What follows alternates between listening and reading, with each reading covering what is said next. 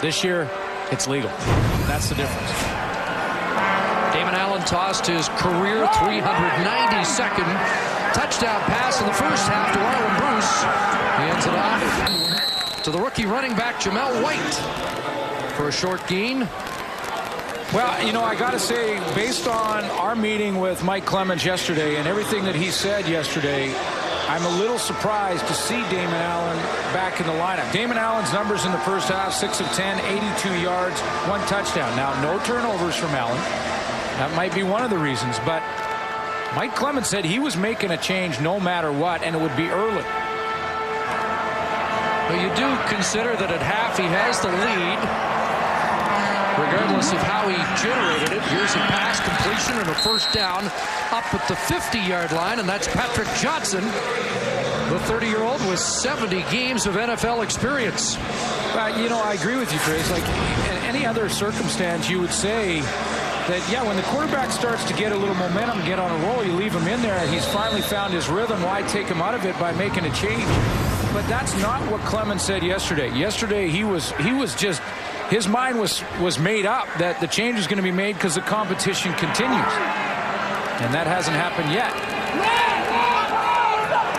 First down, and here's Patrick Johnson on a end around or inside anyway to midfield close to 5. And we don't want to scoop Jock climbing. But we have just learned, and I think both of us are surprised, Jock will be surprised, and a lot around the CFL, that Michael Clemens has invited Daryl Mitchell to the practice roster for the Argos starting next week. So Mookie Mitchell's career in the Canadian Football League, as storied as it is, may not be done yet. And he'll be in a fight with Patrick Johnson, Frank Murphy, trying to get into this Argo offensive set. And here is Frank Murphy.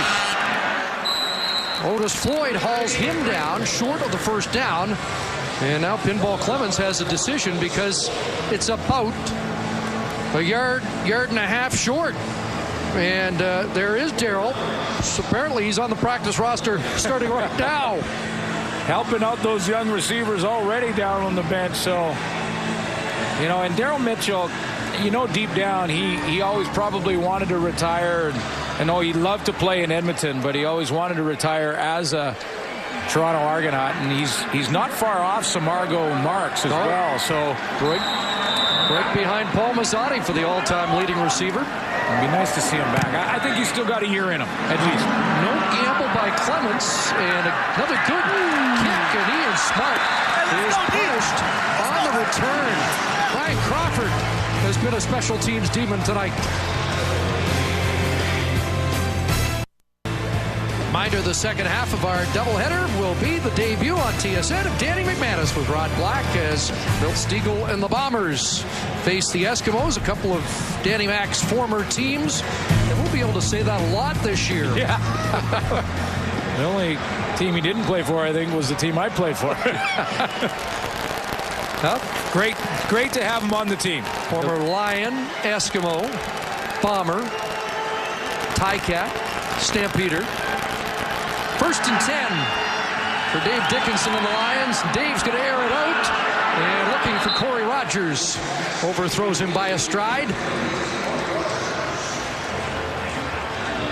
Not a bad idea, though, you know, to push the defense, stretch them out, try and get those defensive backs, as good as they are, to back off your receivers a little bit. Generally speaking, whether it's complete or not, you create a little more room for your receiving corps. Rogers with blinding speed beat Kendrick Jones out for the starting spot, and you close battle.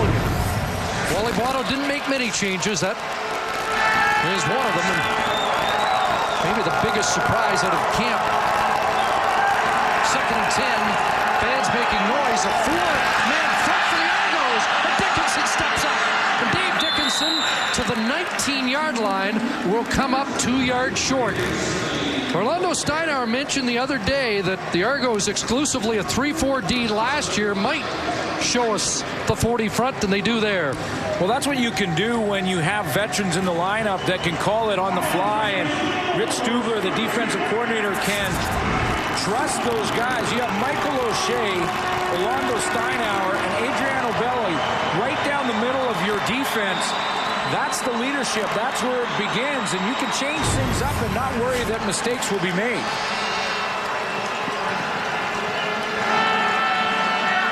Argos nearly had too many men on the field, but didn't get the proper complement of 12. And Bashar Livingston flagged down after the first wave downfield. Livingston dropped the ball, but the Argos are on it. And we'll sort of the flag. And let's join Sherry Ford with a guest. Hey, look who I found. You stand around the sideline long enough, you're going to find someone you know. Now, Edmonton released you. You've been invited to the practice roster. Just your thoughts on that. Oh, I didn't hear you. How about coming to the practice roster? Your thoughts about joining your old club? I mean, this is fine. I knew before I came in, when I talked with Pinball, that's what he told me, like, come in the first week, just come learn our system. We'll throw you on the practice roster till you feel comfortable with the system, and then we'll put you out there. So you're scoping out the competition. What do they look like? I mean, they look good. That's this league. It's a lot of good talent up here in this league, and you always got to come to work ready to work because, it's competition. It's younger competition, and you just have to be a veteran about it and just come in and just want to help out. Well, thank you. See you next week, and you look good in that double blue. All right, thank you. 91 yards short of the Argo record. Here's Jeff Johnson of the flat, a catch for just a yard or two. Otis Floyd was there defensively for BC. Decisions like that aren't automatic for coaches. I know that Mike Clements really likes Mookie and has had for a long time, but it's not an automatic because you always have to consider as the coach what a disruption that could be. Everyone else has gone through the entire training camp, and how will the rookies feel? How the guys that have really earned the spot on the team, like Frank Murphy, guys like that, how are they going to take it? So, this is a bigger move than just getting an old friend back on the roster. 2nd and 8, and over the middle. There's a catch by one of the guys he'll be competing with. Frank Murphy has a catch and a first down for the Argos, so maybe he noticed, geez, I've got competition now, and it's a guy that's 91 yards short of the Argo all-time record. And I think still has football in him. And Frank Murphy can stay on the roster by what he can control, and that's it. And that's a couple catches so far, 3 tonight, 32 yards. And if he has a few more, he stays longer. It's as simple as that. They keep the players that make plays on the field. 15 yards for Murphy, a first down at the 41. Jamal White has 6 more before he's tossed back.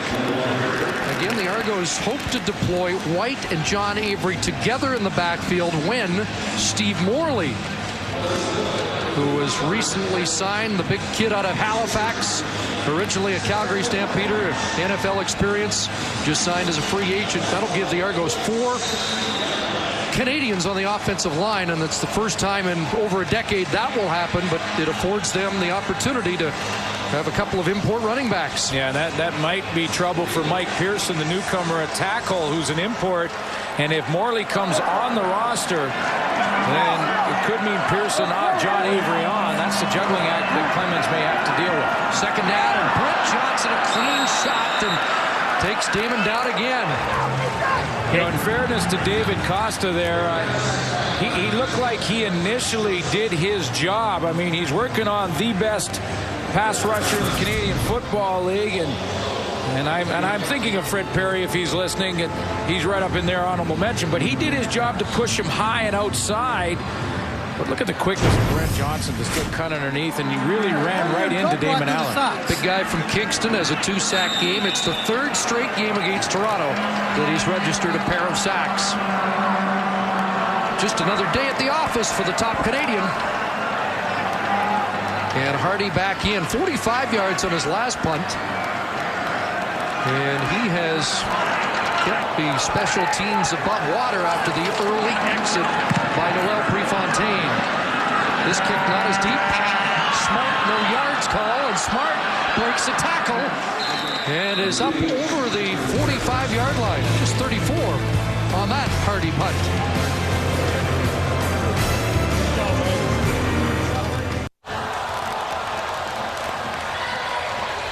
13-yard return for Ian Smart after a 34-yard punt. BC has the football at their own 49-yard line.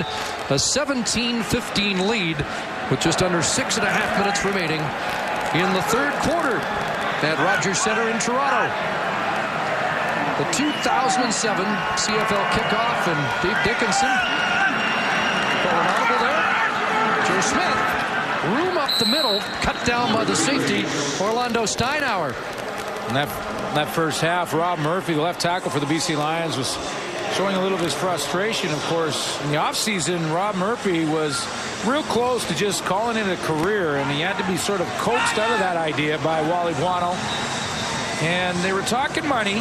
Rob Murphy, the outstanding lineman in the CFL last year, wanted more, of course, and deserved it. And Dave Dickinson, the quarterback for this team, knows how important that left tackle is. Even offered up some of his money if it meant keeping Rob Murphy at left tackle. Of course, they didn't do that, but it was an interesting gesture from Dave Dickinson. Second and inches. Jarius Jackson in to sneak for the first down. I saw Brent Johnson come out and Tyrone Williams, and remembered last year when they often threw to those big guys out of that formation, but not there. But we saw Brent Johnson and Tyrone Williams both get touchdown passes last year. Well, that's just one of many things that Brent Johnson did. And Tyrone Williams isn't as flashy as Brent Johnson when it comes to those big sacks and touchdowns, but boy, is he important. Demanding the double team.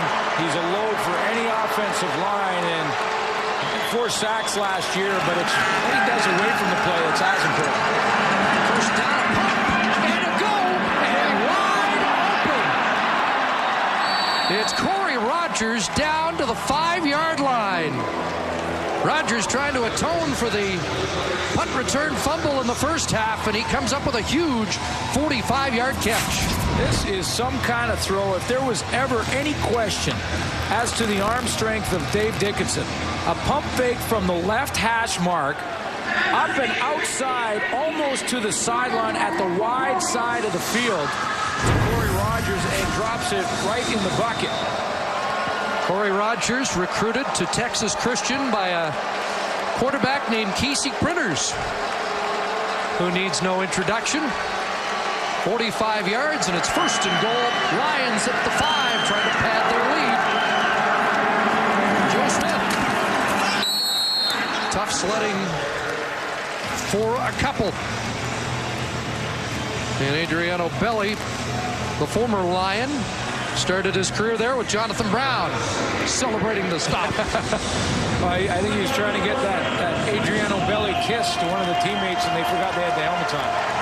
But does he make this team better or what in the middle? I mean, Adriano Belli, this is a team that ranked last in the league against the run last year.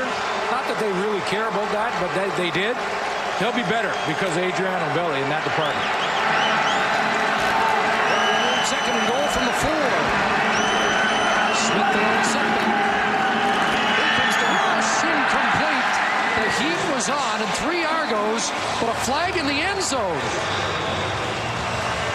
And Rich Stubler's hot.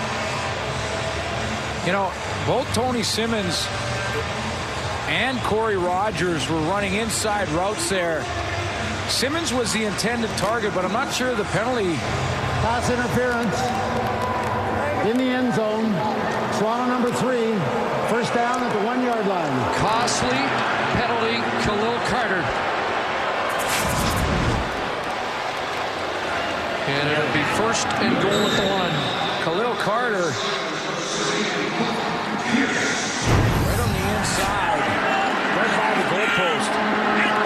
Buck Pierce in, Jumbo sent, Pierce sneaks, flag down. Did he break the play? No signal, but again, flags, and somebody was either offside or moved too quickly on one line or the other.